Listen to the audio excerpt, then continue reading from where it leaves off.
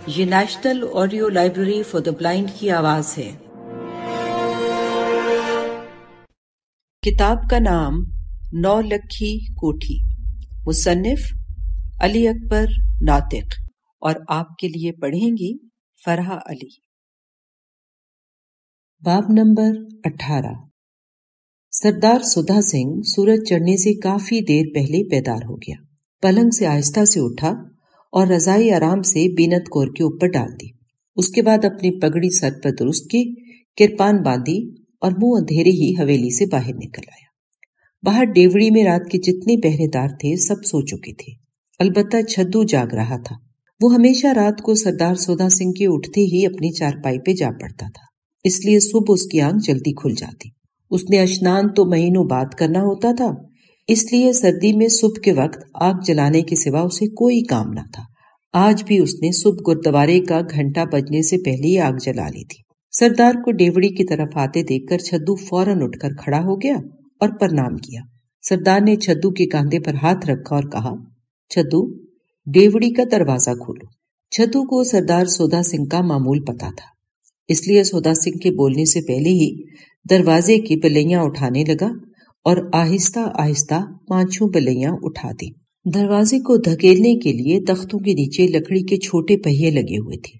پھر بھی اس پہاڑ جیسے دروازے کو دھکیل کر ایک طرف کرتے ہوئے چھدو کو بہت زور لگانا پڑا۔ دروازہ اتنا بڑا اور بھاری تھا کہ اس سے 2 ہاتھی ایک وقت میں گزرنے کی راہ تھی۔ کالی سیاہ ٹالی کی موٹی موٹی چھکاٹوں پر 3 انچ کے موٹے اور 6 ضرب 10 فٹ کے چوڑے اور لمبے تختے تھے، جن پر کلو کلو بھر کے بے شمار لوہے اور تانبے کے کیل جڑے ہوئے تھے۔ تختوں کے علاوہ لوہے کا وزن ہی کوئی 3-4 من کے قریب ہوگا۔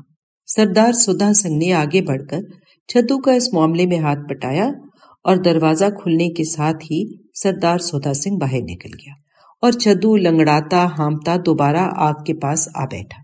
سردار سدھا سنگھ نے گردوارہ پہنچ کر سنت سے کہا کہ اسے اشنان کرائے۔ حوض کے کنارے کھڑے ہو کر کپڑے اتارنے لگا۔ حوض کا پانی بہت ٹھنڈا تھا۔ رات بھر پڑنے والے پوہ کے پالے اور ٹھنڈی ہوا سے پانی کے اوپر برف کی کاغذی تہ جم چکی تھی، لیکن سردار سدھا سنگھ نے بچپن ہی سے کبھی گرم پانی اشنان کے لیے استعمال نہیں کیا تھا۔ اس کے خیال میں پانی گرم کر کے نہانا زنانیوں کا کام تھا۔ اس طرح کے لچھن کرنے سے سرداروں کی مردانگی میں فرق آتا ہے۔ سردار سدھا سنگھ کی کمر اور پورے جسم پر ریچھ کی طرح بالوں کے اتنے گچھے اگے تھے کہ ماس کی ذرا بھی کرن نظر نہیں آ رہی تھی۔ ان کھردرے بالوں میں چھپے جسم کو نہلانے کے لیے سنت نے لسی کی بھری ہوئی گاگر رات کو ہی منگوا لی تھی۔ یہ اس کا معمول تھا۔ سدھا سنگھ کے جسم کے اوپر کھٹی لسی گرا کر، جو کم از کم 24 گھنٹے پرانی ہوتی، وہ دونوں ہاتھوں سے جسم کو رگڑتا، پھر ٹھنڈے پانی کے کٹورے بھر بھر کر اس کے اوپر ڈالتا تو جسم کے کالے بال کالے شیشوں کی طرح چمک اٹھتے اور ایسے لگتا پورے جسم پر چھوٹے چھوٹے باریک سانپ اگائے ہوں۔ سردار سدھا سنگھ نے اشنان کرنے کے بعد آرام سے کپڑے پہنے اور پوجا پاٹ میں مصروف ہو گیا، حتیٰ کہ سورج چڑھنے کے آثار ظاہر ہونے لگے۔ اس کے بعد وہ گردوارے سے نکل کر کھیتوں کی طرف چل دیا۔ کھیتوں کی لمبی سیر نے سردار سدھا سنگھ کی طبیعت میں جوانوں کی سی تازگی بھر دی۔ رات بھر اوس پڑتے رہنے سے ہر طرف پھیلی ہوئی فصلوں پر، سبزے اور پگڈنڈیوں پر ٹھنڈک ہی ٹھنڈک اور تریل جمع ہو چکی تھی۔ بہت سارے لوگ ادھر ادھر اپنے ہل جوتے بیلوں کو ہانک رہے تھے۔ ان صبح سویرے ہلوں میں جوتے ہوئے بیلوں کی بجتی ہوئی گھنٹیاں سردار سدھا سنگھ کو گردوارے کے گھنٹے کی آواز سے کہیں زیادہ مسحور کن لگنے لگی۔ دور تک دیسی سرسوں کے پیلے پھول، برسن کا چارہ اور گندم کے کھیت، جن پر ابھی خوشے یا سٹے نہیں لگے تھے، یہ سب اور ان کے درمیان جا بجا بہتا ہوا کھالوں اور رہٹ کا پانی شیشے پر لڑکتے ہوئے شفاف پارے کی طرح تیر رہا تھا۔ سردار سدھا سنگھ کبھی کھیتوں کے درمیان پگڈنڈیوں اور کبھی کھال کے کناروں پر چلتا اور چھوٹے موٹے کھڈوں کو پھلانگتا ہوا آگے بڑھتا گیا۔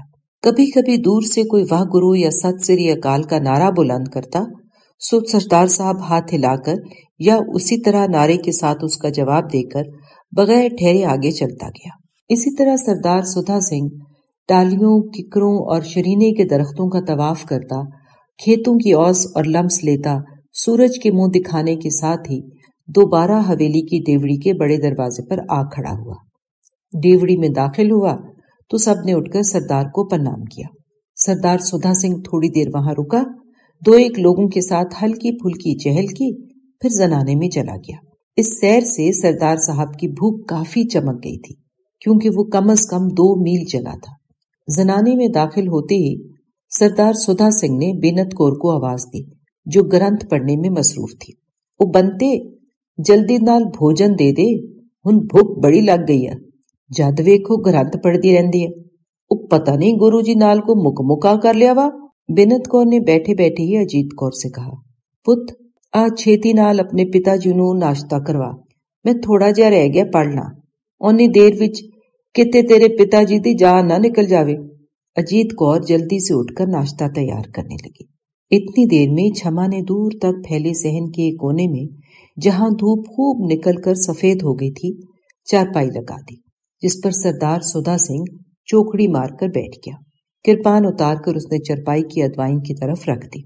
इस अरसे में बीनत कौर भी ग्रंथ को गुलाफ में लपेटकर ऊंची और मेहराबी नुमा ताक में रखकर पास आ बैठी। चंद मिनटों में अजीत कौर ने नाश्ता तैयार करके छमा को पकड़ा दिया और खुद लस्सी जग में डालने लगी।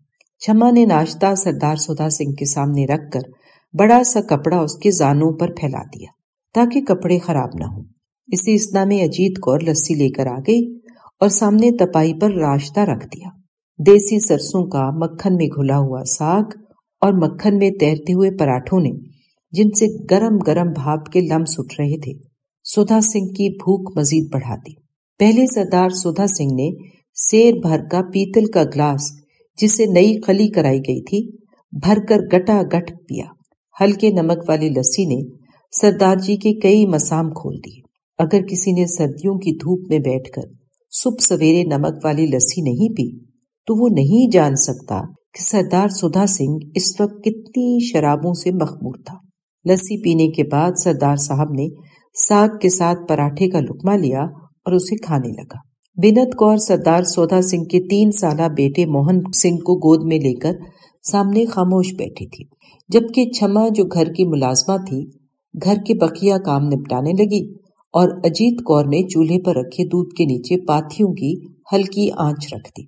पाथियों की हल्की आंच से एक तो दूध बर्तन से उबलकर बाहर नहीं गिरता, दूसरा ये कि थोड़ी थोड़ी आग के धुकने से दूध खूब कड़ भी जाता है और उस पर मोटी बालाई आ जाती है।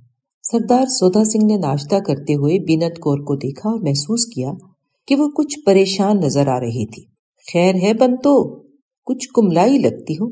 सुधा सिंह ने भारी मूछों और घनी दाढ़ी के दरमियान में कहीं छुपे हुए मुंह के दहाने की तरफ लुकमा ले जाते हुए पूछा। बीनत कौर ने धीमे से हाँ में सर हिला दिया। पर हुआ क्या, कुछ तो पता चले।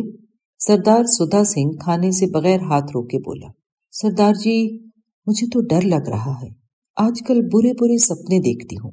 उसने सर उठाकर आखिर सरदार जी को अपनी परेशानी बताने की कोशिश की। फिर बीनत कौर मजीद आगे होकर बोली, कंता, जुधा, बिल्लो और दूसरी कुड़ियां 100 तरीके की बातें करती हैं।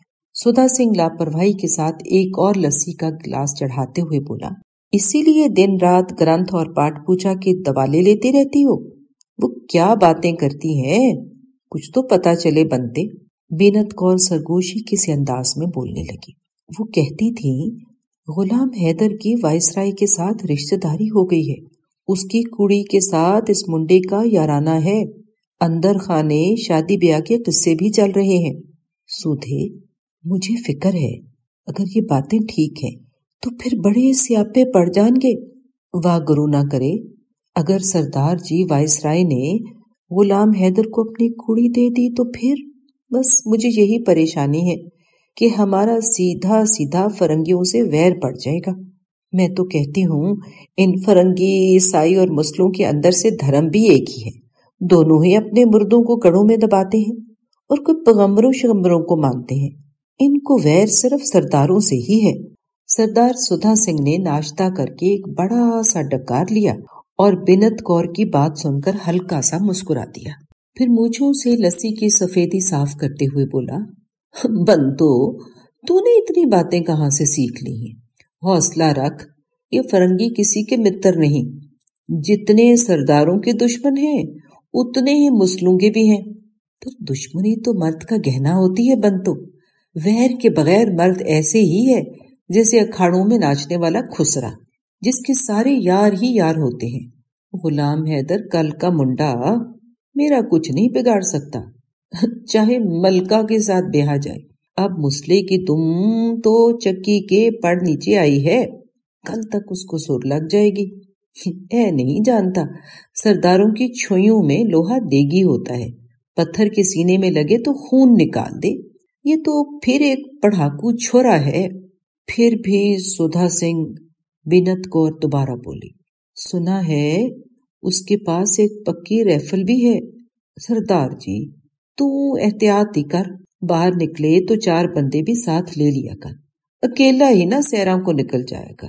تجھ پر گروجو کی رکھ ہو، مجھے تو رات ہال پڑتے رہے، جب آنکھ بند کرتی تھی میرے منہ میں سوا تجھے ہتھ کڑیوں میں دیکھتی تھی، رات نیند نہیں آئی۔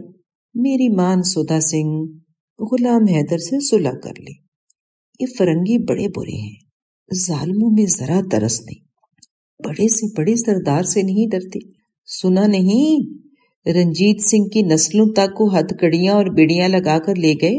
سودھے مجھے تو بڑا ڈر لگتا ہے۔ دیکھ بنتو، سردار سدھا سنگھ غصے سے بولا، تم مردوں کے بکھیڑے میں نہ پڑا کرو، ساری رات سوتی ہو، سپنے کدھر سے دیکھتی ہو، خراٹے مار مار کے میری نیند حرام کر دیتی ہو۔